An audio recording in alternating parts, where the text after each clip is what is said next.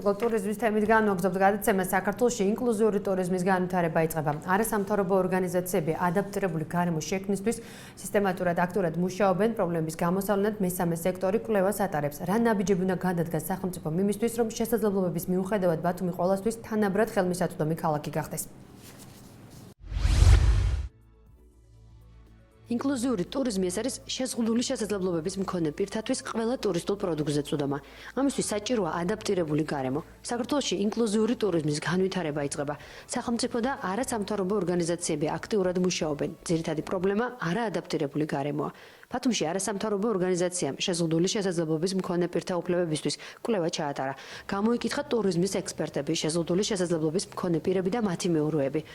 ორგანიზაციამ მთავრობას ადაპტირებული გარემოსთვის გაუმჯობესების გზებსა და სამოქმედო გეგმას შესთავაზებს. კვლევის შედეგების პრეზენტაცია 22 ივლისს არის დაგეგმილი.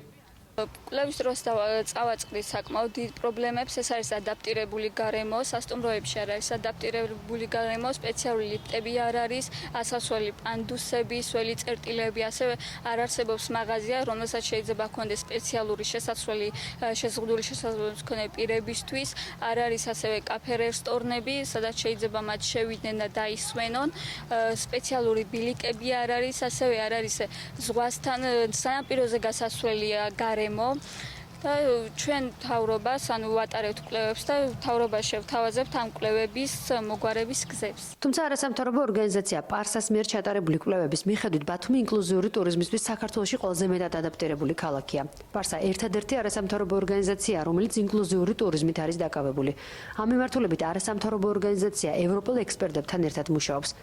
ადაპტირებული გარემო უნივერსალური დიზაინის სტანდარტების შესაბამისი არის ყველაზე მნიშვნელოვანი და ეს არის ეტაპობრივი პროცესი. ამ მხრივ მინდა აღნიშნო, რომ საქართველომ ხელი მოაწერა შეზღუდული შესაძლებლობის მქონე პირთა კონვენციას, მოხდა მისი რატიფიცირება და კიდევ უფრო მეტიც მიმდინარე წელს მოხდა მისი ძალაში შესვლა კონვენციის.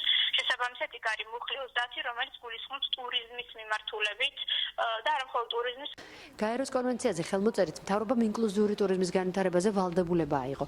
სწორედ გაეროს კონვენციას უკავშირებს სახელმწიფო თუ არასამთავრობო ორგანიზაციების გააქტიურებას კიდევ ერთი არასამთავრობო ორგანიზაცია ცვლილებები თანაბარი უფლებებისთვის. გაეროს კონვენციის რატიფიცირების შემდეგ უფრო აქტუალური გახდა შუშუმ პირთა საკითხები. თვითონ შუშუმ პირების გააქტიურდნენ, რა თქმა უნდა, გარკვეულწილად, მაგრამ უფრო დიდი წილი, ასე რომ ვთქვათ, ალბათ არასამთავრობო სექტორს მიუძღვის. თუ ინკლუზიური ტურიზმის განვითარება მოხდება არა მარტო ინფრასტრუქტურის განვითარება, არამედ ბიზნესაც, სახელმწიფოსაც შემოსავალი ექნება და შუშუმ პირები, რომლებიც თქვათ საქართველოს მოქალაქეები არიან, ისინი თქვათ მიხვდებიან, რომ სახლში არ უნდა ჩაიკეტონ და მათაც მიეცემათ საშუალება გაერთ გამოვიდნენ. საქართველოში ინკლუზიური ტურიზმის განვითარების ყველა პირობა არსებობს. შესაბამისი ადაპტირებული გარემო შექმნა სახელმწიფომ უნდა უზრუნველყოს.